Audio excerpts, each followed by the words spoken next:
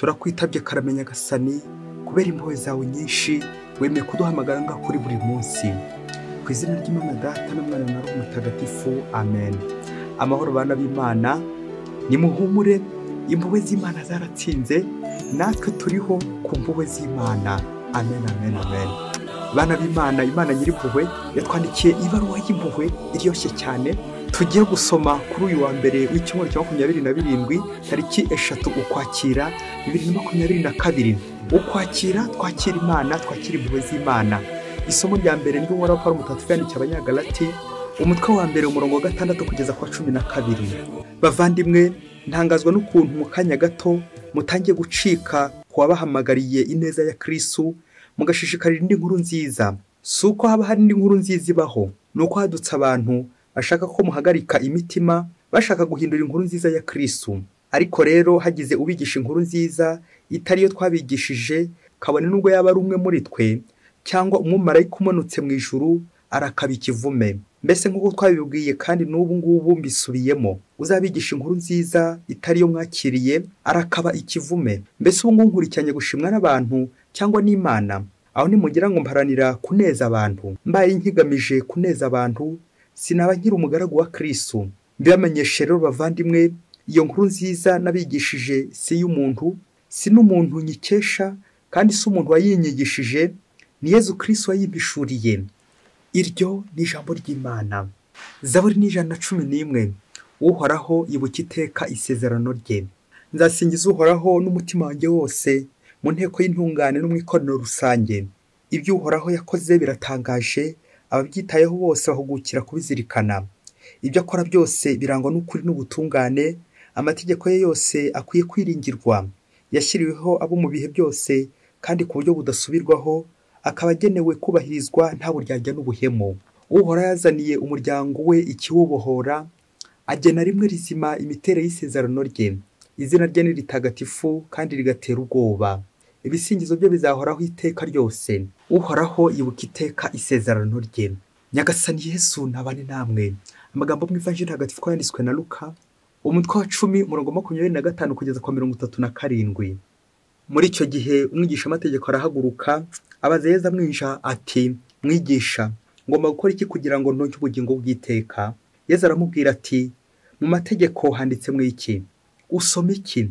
Undi aramusubiza ati, uzakunde Nyagasani Imana yawe n'umutima wawe wose, n'amagara yawe yose, n'imbaraga zawe zose, n'ubwenge bwawe bwose, kandi uzakunde mugenzi wawe nk'uko wikunda.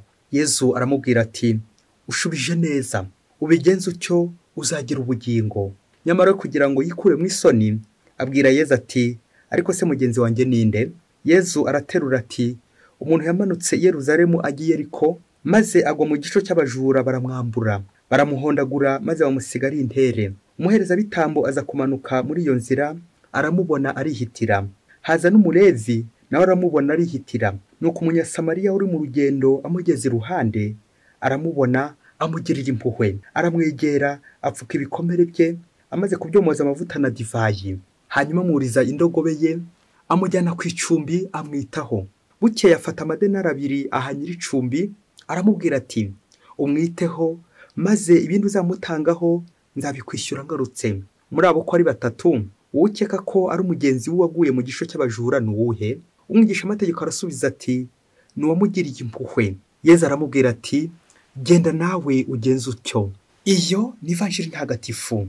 Genda nawe ugenze utyo. Amen, amen, amen. Bakristo bavandimwe, ineza impuhwe za Nyagasani nizisabe mu mitima yacu, maze tubone Kristo, tumwereke abandi buri munsi. Angaha tugeze ni kuri buri munsi, duhageze kubera impuhwe z'Imana no kubera Imana. Kuba numva ijambo ry'Imana no kubera impuhwe z'Imana. Mu Kristo muvandimwe, nuryama ukabona birakunze, no kubera Imana. Nusinzira ukabona ibitotsi, no kubera impuhwe z'Imana.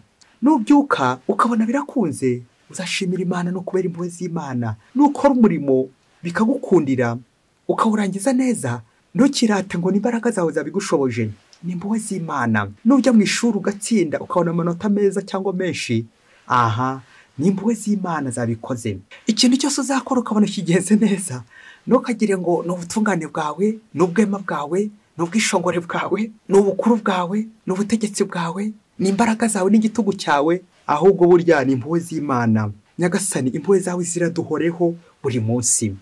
Bana b'Imana, amasomo y'umunsi araryoshye cyane nk'uko tumaze kubitega amatwi, aratwegereza Imana, twebwe abanyabyaha, twebwe abanyantege nke, kugira ngo twegere Imana, Imana nyir'impuhwe. Ubwo tujya kuzirikana ku ijambo rimwe gusa ryitwa impuhwe. Iryo jambo impuhwe babyeyi ntibwakwira ritakoreshejwe.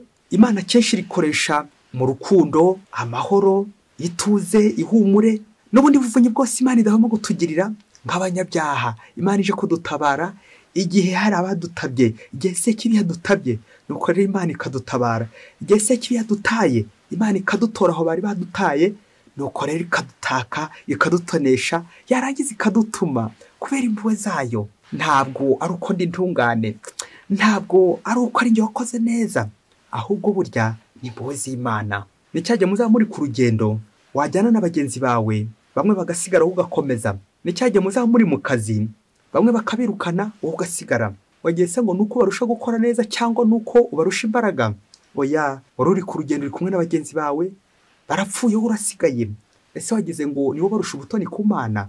Oya, mubyeyi, ntukajya ngo bariya bapfuye Imana irabanga. Oya, ahubwo Imana irabakunda, ahubwo hasigaye njyewe nawe tugisigaye ku isi, natwe dusigaye kubera impuhwe z'Imana, kugira ngo dukore neza twitunganye. Wasanga bari Imana ihamagaye, ariko bo nyine batunganye, njyewe natwe tudakomeza tugenda tubanduza. Nuko Imana ikabahamagara, ngasigarana umukoro we nanjye, wuko ngomba nanjye kwitunganya, ngita kuri mugenzi wanjye, nkongeramo amavuta, nanjye kuvuga nkongeramo amayinite, ariyo mavuta nyine, ariko butungane, ibikorwa by'urukundo, ibikorwa by'impuhwe, kugira ngo nanjye igihe nikigera Nyagasani akampamagara koko nzamusangiwe, kandi koko nzagende nemye, ariko atari ku bwanjye, n'ubundi ni impuhwe za Nyagasani. Amen, amen, amen. Impuhwe z'Imana zaratsinze. Rero muri amasomo tugiye kuganira ku mpuhwe z'Imana. Impuhwe, impuhwe. Ijambo impuhwe mu Gifaransa la miséricorde bikava mu Kilatini amagambo abiri, misericordia. Ayo magambo abiri, misère bivuga umuntu ubabaye, cor, cordis, umutima, le cœur bigashaka kuvuga ngo umutima ubabaye. Wa mutima ubabaye ugiye kubabarira. Burya mu Kristo muvandimwe, itegeko riragira riti ntawe ushobora kubabarira byuzuye utarababara. Rikongera nanone rigatangira irindi jambo mu Kilatini, compassion, cum pati, souffrir avec, kubabara n'undi, kubabara mu kigo cy'undi. Ntabwo ushobora gutanga imbabazi ngo bikunde utarabanje kubabara n'umuntu waguhemukiye. Urababara hanyuma ukamubabarira. Ntabwo ushobora gusaba imbabazi utarababazwa n'amakosa yawe. Ibi wakoreye umuvandimwe, ubanza kubabara, byarangiza kukubabaza, ukabona kujya wajya gusaba imbabazi. Urwo rugendo wa Kristo bavandimwe rwo gusaba ndetse no gutanga imbabazi bisaba kubabara, hanyuma nkabona kwibohora, nkajya nababarira. Kubabara bigahamagara kubabarira. Iki cyo bita impuhwe, la miséricorde. Izi mpuhwe zigatuganisha ku mpuhwe nyinshi cyane, inyanja y'impuhwe z'Imana tugomba kogamo, twebwe abanyabyaha, twebwe abanyantege nke, urimo nanjye ndimo. Niyo mpamvu rero dutakanye imbere y'ubwiza bw'Imana, Imana nyir'impuhwe, nyir'impuhwe, utubabarira amakosa yacu. Yezu mwiza wababaye kugira ngo tubabarirwe. Yezu mwiza wemeye kwicisha bugufi kugira ngo tugire agaciro. Yezu warakoze. Muri aya masomo harimo amagambo yagarutsemo amategeko ndetse n'impuhwe. Aho tuza kureba uburyo abagaragu b'Imana bari ku ruhande rw'impuhwe, mu gihe hari abantu bo bari gushaka gukagatiza, bagashaka kwimiriza amategeko imbere, amategeko yo guhunyora abantu. Nyamara abagaragu b'Imana uyu munsi bagatwereka ko igihe amategeko agiye kwica umuntu, tugomba kuyasimbuza impuhwe. Igihe tujya gutakaza umuntu imbere y'amategeko, attention, amategeko aburizwamo imbere y'impuhwe. Uwo ni Yezu uca uwo mugani. Naho abantu twebwe, abantu bamwe na bamwe, nirinze kuvuga abapagani, buryo tegeko rya Yezu bararicurika, impuhwe ziburizwamo imbere y'amategeko.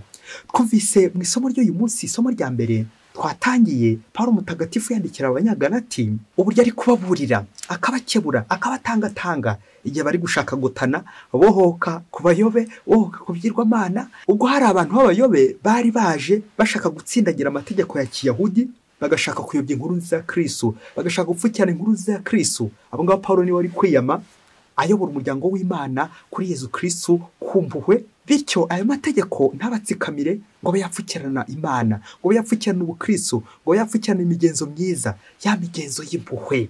Rero inkuru nziza ya Kristo nyine ni inkuru y'amahoro, ni inkuru y'impuhwe, inkuru y'urukundo, la bonne evangile, inkuru y'ihumure, atari yo gukangana, atari yo gukangata, atari yo guhutaza. Nibwo Pawulo mutagatifu ari gusoza iri somo abwira abanyagalati ati mbibamenyeshe rero bavandimwe, iyo nkuru nziza nabigishije si y'umuntu, si n'umuntu nyikesha kandi si n'umuntu wayinyigishije, ni Yesu Kristo wayimpishuriye. Amen, amen, amen, amen, amen. Gutya Pawulo mutagatifu akabashyiza uruzitiro ku bayobe bari gushaka kuza kuyobya umuryango w'Imana. Yongeye abagaruye ku nkuru nziza ya Kristo, inkuru nziza y'urukundo, inkuru nziza y'umukiro. Ngaho tugomba kuganisha bagenzi bacu tukumva ko Imana atari Imana ikagatiza, atari Imana izihungeta ikangata, ahubwo Imana nyirimpuhwe, umuvyeyi w'impuhwe, ngiye inkuru nziza y'Imana. Muri ibyo Zaburi nawe aratwereka uburyo nyine Imana ikomeye muri uwo murongo wo kutugira neza buri munsi. Ubwo yagize ati Uhoraho yibutse iteka isezerano rye. Amen, amen, amen. N'igihe dushikamiwe, n'igihe amategeko dushikamiye, n'igihe turi mu bibazo, n'igihe tugoswe, tujye tuzirikana ko Imana ihari. Imana iratwibuka, iratuzi kandi iratuzirikana, ntishobora kudutererana.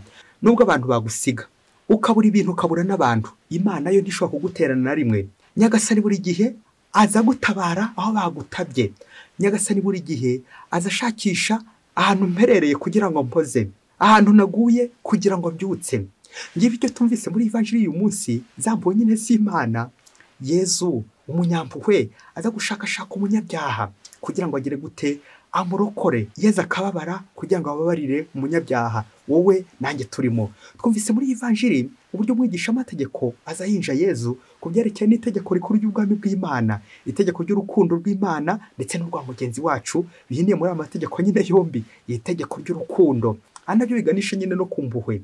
Nibwo rero abajije Yezu ati mugenzi wanjye ninde? Yezu rero ahereye ku mugani w'umunyasamariya mwiza kugira ngo mubwire mugenzi we ari we. Muri evanjiri turasuzumamo abigisha amategeko ndetse n'abafarizayi bari bakomeye ku mategeko, gukurikiza amategeko de façon littérale, badaciye ku ruhande. Yewe n'umuntu yashobora guhagwa aho kugira ngo amategeko ntiyuzuzwe. Anabyo Yezu arya ngo abereke ko umuntu arusha agaciro ibintu, abereke ko amategeko aburizwamo imbere y'impuhwe. Nibwo rero abaciye umugani w'umunyasamariya, umurevi ndetse n'umuherezabitambo batambutseho yaguye mu gaco k'abajura. Reka dutinde kuri abantu babiri, uyu muntu waguye mu gaco k'amabandi ndetse n'umurevi n'umuherezabitambo. Uyu muntu bahondaguye ngo yari ari kuva i Yerusalemu agiye Yeriko. Mu muco w'Abayahudi batubwira ko abantu bose mu buyoboke bw'Imana bazamukaga bagiye Yerusalemu, byumvikane bagiye guhasengera. None uyu nguyu we aramanutse, ni nk'aho avuye mu ngoro Yerusalemu, ni nk'aho atorotse Imana, none aramanutse agiye Yeriko. Yeriko rero akaba yarafatwaga nk'umujyi wo kuramya ibigirwamana, cyane cyane ikigirwamana ukwezi. Uyu muntu rero bishushanya umuntu uvuye ku Mana akamanukira kwa Sekibi, amaherezo ahura n'ibyago. Ariko si Imana iramutererana, cyangwa Imana igenda ikomeza igenda mukurikirana kugira ngo imuzamure naho ngaho Sekibi agiye gushaka kumuroha, naho ngaho yishoye Imana igashaka kumukurayo. Ubwa kabiri turazirikana uyu muherezabitambo ndetse n'uyu murevi batambuka kuri uyu muntu bahondaguye ntibamutabare. Mu mategeko abaherezabitambo ndetse n'abarevi bari bafite kwari ukudakora ku ntumbi, ku maraso igihe bagiye gutura ibitambo, hato bataza kwihanduza. Gutyo ubu ngubu bahije itegeko uko bikwiye koko. Ariko se tukibaza ngo uyu muntu uko bamusize ari intera ahangaha bagiye gutura igitambo, nibyo koko kubw'itegeko kuko bubahije itegeko. Ariko se umuntu uko agiye guhapfira, bagiye kuyoboka Imana basize umuntu. Bigatwibutsa natwe uburyo dutambuka ku bantu babayeho nabi, bamerewe nabi, tugiye gushakashaka ibintu, abantu tukababurizamo imbere y'ibintu. Ni bya bindi by'uko dusenga Imana, nkaba najya mu kiliziya nkazindukira mu kiliziya amasengesho y'urudaca, nkaririmba ngahogomba, ariko nta mutima mwiza afite, umutima mbuhoragurutse. Nshobora gukora ibikorwa byiza inyuma abantu bakambona, ariko se ubuyoboke bwanjye ku Mana buracyanoze? Niba koko mvugana n'Imana, nzamenya ko kubabaye, nzamenya ngo urwaye, bityo mbanze mwiteho, mushyire Imana aho kumusiga ngasanga Imana, ahubwo mufate mushyire Imana, bityo mugeze ku Mana nanjye ngere ku Mana. Uyu munyasamariya rero w'impuhwe wamugiriye impuhwe arashushanya Yezu Kristo uza kudutabara akarenga imipaka. Umunyasamariya, dore ko abanyasamariya n'Abayisiraheli ntibajyaga imbizi, ntabwo bumvikanaga. Yezu rero mu gutabara uyu muntu wahondaguwe, bigatwereka Yezu nyirimpuhwe uje gucagagura imipaka yadutandukanyaga na bagenzi bacu. umuyahudi n'umugereki kubera Yezu Kristo, kubera Imana, kubera impuhwe z'Imana, bakaba basabana bakumvikana. Yezu Kristo uza kudukiza ntiyite ku byaha byacu, ntiyite ko twikuye mu ngoro, ntiyite ko twahubutse, ntiyite ku byaha twagiye tumukorera, ahubwo akaza tugana adushakisha. Umusamaritani w'impuhwe ni Yezu Kristo, ni Yezu Kristo uza tugana, ntafate calculatrice ngo abe yabara ibyaha byose twamukoreye, ahubwo akita ku mpuhwe ze. Kaba nubwo twaba turi abanyabyaha, abanyantege nke, Yezu ibyo byose rero ntabwo areba ibyaha twamukoreye, inshuro z'ibyaha twamukoreye, ahubwo ni impuhwe ze agatubabarira kandi akadukiza. Anaryo mutagatifu Yohani Mariya Vianney yavugaga ati, si umunyabyaha ushakashaka Imana ngo imubabarire, ahubwo ni Imana iza yiruka ku munyabyaha kugira ngo imubabarire. Amen, amen, amen. Ngo umusamaritani mwiza, umubyeyi w'impuhwe, umusamaritani w'impuhwe. Natwe abakristo bavandimwe, ivanjili y'umusamaritani mwiza idufashe kwegera Yezu, idufashe kureba mu buzima bwacu abantu baduhemukira. Tubagenzereza gute iyo abantu baduhemukiye? Tubakora iki abantu baduhemukiye? Iyo umuntu yakwibye, iyo umuntu yakwiciye, iyo umuntu yakubeshye, iyo umuntu yagusahuye, iyo umuntu yagukoreye nabi, umugenzereza ute? Ese nawe umutambukaho ugahita? Uko kutambuka ugahita bishushanya uburyo mu mutima wacu twagiye tubikamwe abantu, tukababika abadukoreye nabi, tukabikira umujinya n'intimba. Twajya no mu kiliziya ntidusenge neza koko bikwiye, kubera iki? Twababikiye intimba. Aho ngaho ntabwo turakira. Aho ngaho ndacyari mu bafarizayi, ndacyari mu bigisha amategeko, ntabwo ndaho umusamaritani mwiza, umunyamahanga. Yezu abari kure bose akabazana, abari mu mahanga, abatatanye, babandi bose bafite umushiha, umujinya, umunabi, babandi bose banze kubabarira, babandi bafite intimba, agahinda, abo Yezu niwe ashaka kuzana uyu munsi nk'umusamaritani mwiza, ntabwo kugira umusamaritani mwiza. Umuhanga aravuze ati, hari ahantu hatatu umuntu muzima agomba kureba, nanjye kuvuga umuntu w'umukristo. Ubwa mbere agomba kureba hejuru. Hejuru akareba iki? Hejuru akareba Imana. Ubwa kabiri agomba kureba hehe? Ku ruhande. Ku ruhande agahabona iki? Ntabwo ahabona ikintu, ahubwo ahabona umuntu, ahabona mugenzi we, son prochain, mugenzi wanjye ninde. Noneho aha gatatu bakristo bavandimwe, ni munsi ye, ni ku birenge bye. Agahabona iki? Agahabona ibintu. Aha, bya bintu biburizwamo imbere y'abantu, ba bantu batwegereza Imana. Iyo nabanye n'abantu neza, bamfasha kubona Imana, bakamfasha no kubona rya bintu, yewe bakamfasha no kugera ku buntu bw'Imana. Ngaya ya mategeko Yezu ashaka gutwereka uyu munsi. Itegeko ry'urukundo rwa mugenzi wacu ni itegeko ry'Imana. Iyo ibintu nabishyize munsi y'ibirenge byanjye, iryo tegeko mubyeyi uryiteho. Ibintu nkabikandagira, ntaba ari byo binkandagira, icyo gihe nshobora kubona mugenzi wanjye uri ku ruhande koko, kuko nabikandagiye, noneho n'Imana nayo nkayirangamira. Ngira igitegeko ugomba gufata mu mutwe, kureba Imana, kureba mugenzi wanjye ku ruhande, na hasi ngahatsikamira, bya bintu nkabikandagiraho munsi, bikamanuka nkabimanura. Ibintu nkabikandagiraho ntaba ari byo binkandagiraho. Ni kangahe ibintu byankandagiyeho bikarangira abandi ndi kubahonyora, bikarangira ahubwo abantu ndi kubakandagiza ibintu. Aho ngaho nta mpuhwe zirimo.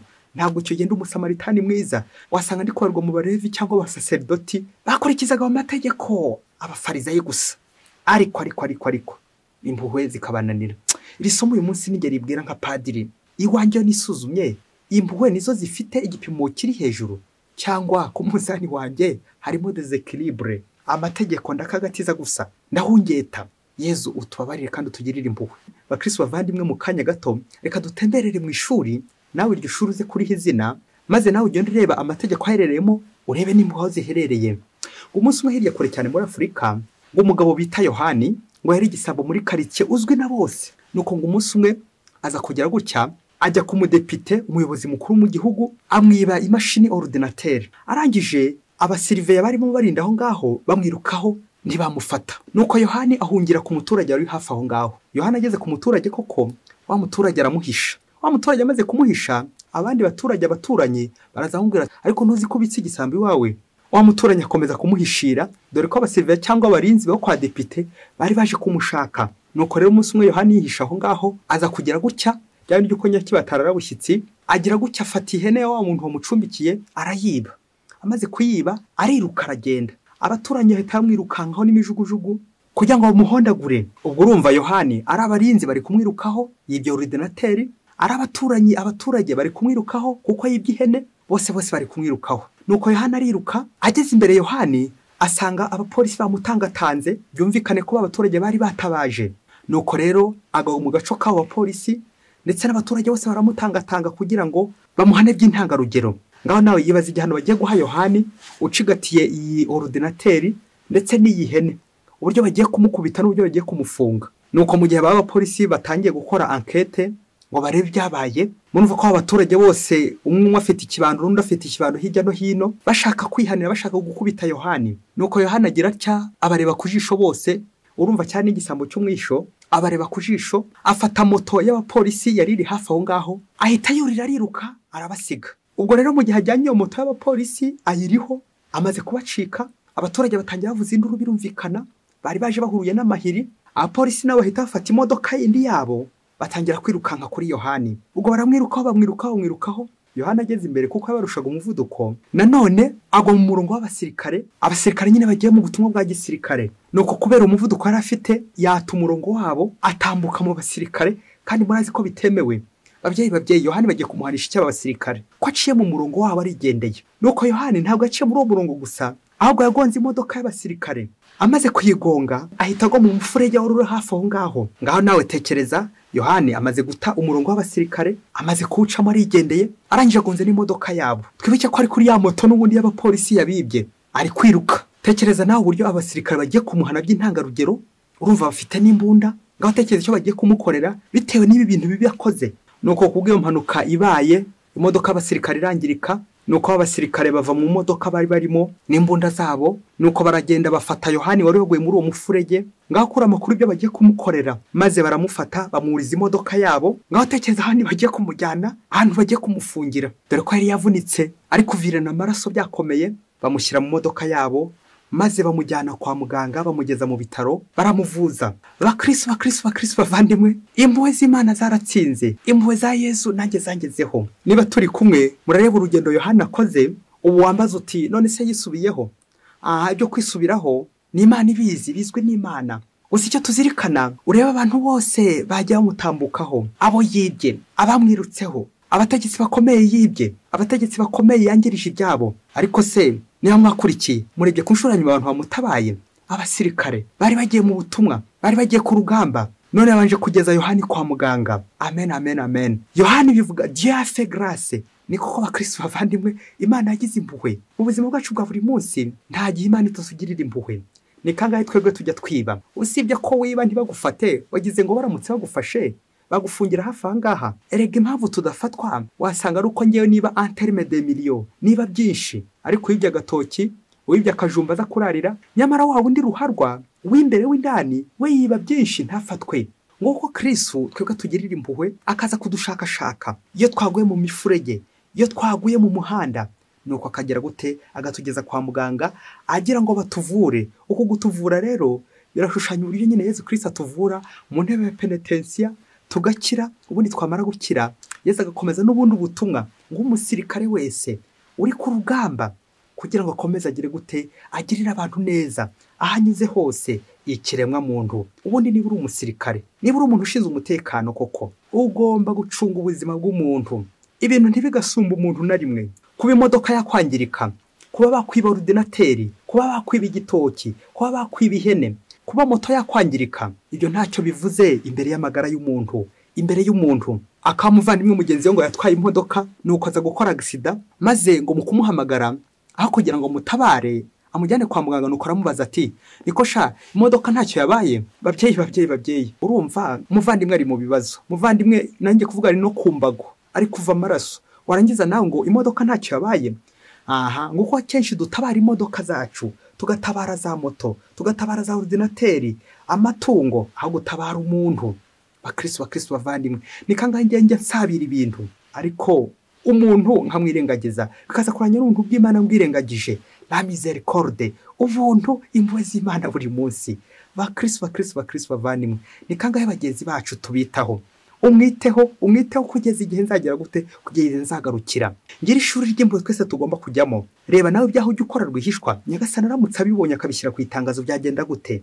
Ibyaha byanjye byose akabifata akabishyira ku itangazo, ngewe byagenda gute? Ariko se ni kangahe ngewe niruka ku bavandimwe, nicara mu nteko y'abaneguranye, uyu nguyu ni igisambo we, uyu ni umusambanyi we, uyu ni umwicanyi we, uyu ni umurozi we, aho se nk'abatonda ngaza kwibagirwa icy'ingenzi, impuhwe z'Imana, ko ngomba no kubasabira mu isengesho, ngasabira umurozi, ngasabira umusambanyi, ngasabira umwicanyi.